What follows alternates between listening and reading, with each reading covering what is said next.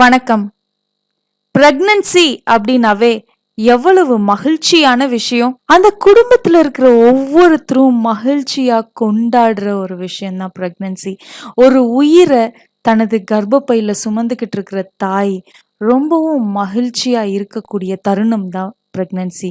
ஒரு பெண் தாய்மை நிலை அடையிறதுக்கான ஒரு உன்னதமான ஒரு விஷயம்தான் பிரெக்னன்சி. அதே மகிழ்ச்சியான நிலையில இன்னைக்கு நம்ம பிரெக்னன்சிய கொண்டாடுறோமா, இல்ல அந்த பிரெக்னன்சில எந்த அளவுக்கு காம்ப்ளிகேஷன்ஸ் நம்ம வளர்த்தி வச்சுக்கிட்டு இருக்கோம் இன்னைக்கு இருக்கிற காலகட்டத்துல. பிரெக்னன்சி டைம்ல நம்ம குடும்பமே அந்த பெண்ணை அவ்வளவு அழகா பாதுகாப்பாங்க, நல்லா பாத்துக்குவாங்க.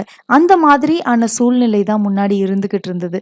இன்னைக்கு இருக்கிற சூழ்நிலையில எல்லாம் தனித்தனியா வாழ ஆரம்பிச்சிட்டோம். அப்போ அந்த பெண்ணை பாத்துக்கிறதுக்கான ஆட்களே இல்லாத ஒரு சூழ்நிலை தான் இன்னைக்கு இருக்கு. அந்த பெண்ணே தன்னைத்தானே பாத்துக்கணும் அப்படிங்கிறப்போ அளவுக்கு அதிகமான ஸ்ட்ரெஸ் அந்த பெண்ணுக்கு உருவாகுது.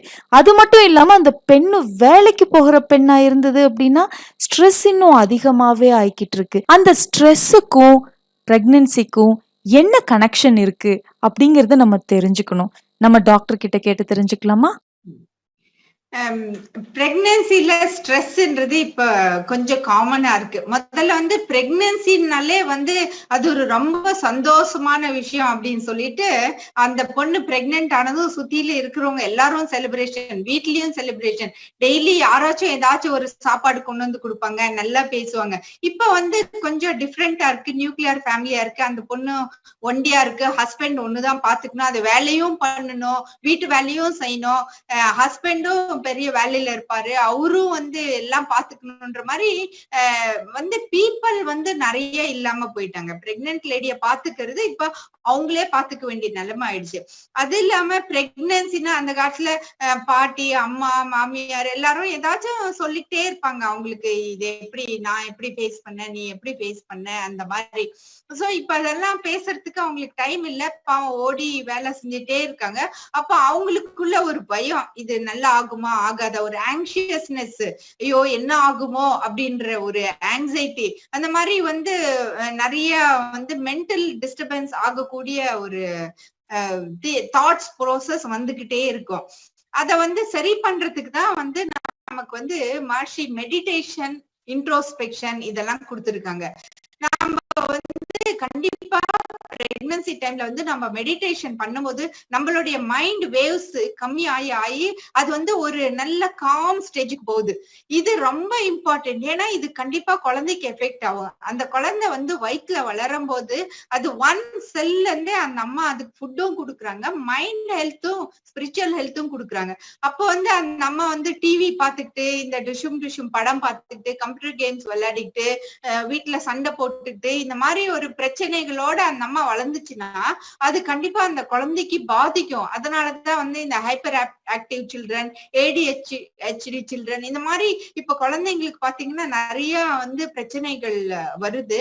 இத நம்ம கண்டிப்பா அந்த ஸ்ட்ரெஸ் மேனேஜ்மெண்ட் பிரெக்னன்சில நம்ம பண்ணும்போது அந்த அந்த அம்மாவும் அமைதியா பிரெக்னன்சியை ஃபேஸ் பண்றாங்க. அதே மாதிரி அந்த குழந்தையும் அந்த டைம்ல இருந்தே நல்லபடியா ஃபேஸ் ஆகி அப்ப இருந்தே காமா வரும். ஹைப்பர் ஆக்டிவிட்டி இல்லாம அது ஒரு காமன் ஜெனரல் நார்மல் சைல்டா அது பிறக்கக்கூடிய சான்ஸ். ஆமாங்க, பிரெக்னன்சி டைம்ல ஒரு பொண்ணை மகிழ்ச்சியா வச்சுக்க வேண்டியது குடும்பத்துல இருக்கிற ஒவ்வொருத்தருடைய கடமையும் கூட, எஸ்பெஷலி கணவர்மார்களோட கடமை. அதே மாதிரி ஒவ்வொரு பெண்ணும் தனது பிரெக்னன்சி டைம்ல நல்லா புரிஞ்சுக்கணும், ஸ்ட்ரெஸ் இல்லாம இருக்கிறதுக்கு என்ன பண்ணணுமோ அந்த மாதிரி நம்மளும் நம்மளோட லைஃப் ஸ்டைல மாத்திக்கிட்டு நம்ம இருந்தோம் அப்படின்னா கண்டிப்பா நம்ம பிரெக்னன்சி ரொம்ப ஸ்மூதா இருக்கும், நமக்கு பிறக்கக்கூடிய குழந்தையும் நல்ல ஆரோக்கியமான குழந்தையா பிறக்கும். அதனால பிரெக்னன்சி டைம்ல ஸ்ட்ரெஸ் இல்லாம இருக்கிறதுக்கு சில பிராக்டிசஸ் நம்ம ஃபாலோ பண்ணலாம்.